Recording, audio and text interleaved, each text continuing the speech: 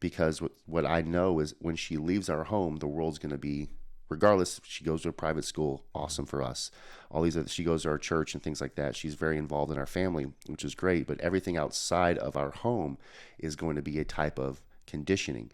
Well, we want to condition her that all things are negotiable, that everything requires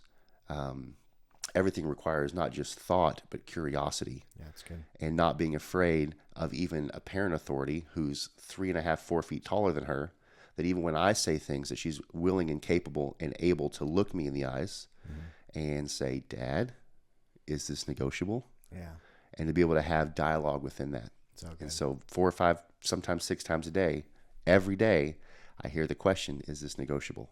That's good. And so this is a seed that I look forward to watching it blossom in her youth and her teen years, and especially when she steps into the role of an adult. Yeah. So seeing how this blossoms.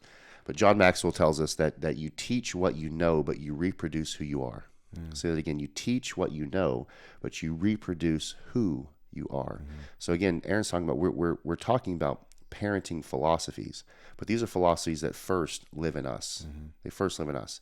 So if you want to have children that are free thinking, if you want to have a marriage that allows dialogue and curiosity, we have to be willing first to seed this in ourselves, right? So title of the message, who taught you that? Yeah, that's good. Who taught you that? And to have that dialogue within yourself or with another man in your life. Oh, man, this my marriage is really difficult right now. What I'm doing is not working. Will you sit down and hash out with me who taught me that? That's good. Is very powerful, and then something that Aaron really liked, and so I'll drop it here as well. But children learn limitation through imitation. Yeah. So this is I want to spend a second on this. So children learn limitation through imitation. Limitation, limiting beliefs. I'm not good enough. I'm not worthy. I'm not going to make it. I can't start the business, start the career.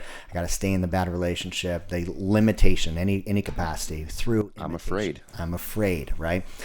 And so they see what you do and they follow in suit. And so you, as the leader of the household, the high value man, the leader for your relationship, for your marriage, and for your kids, whatever area you are not willing to create some healthy conflict in, overcome, negotiate with your boss, your workplace, your marketplace, whatever it is. If you're not willing to challenge your way of thinking on who taught you that, your kids are going to imitate in every single way. So you think about all the areas, those vices that are lurking in the darkness: drinking, drugs, masturbation, porn, procrastination, passivity, distraction, whatever your vice is, they're going to learn through imitation. And so the call to action in this is to realize that in order for your kids to have the best opportunity to stand on your shoulders of greatness, you have to break through the things that are holding you back and holding you down. For sure. And I am so grateful, first of all, to God, but just so thankful for the life that I get to live now. It is very different, Aaron, from the life that I had 15 years ago. Sure.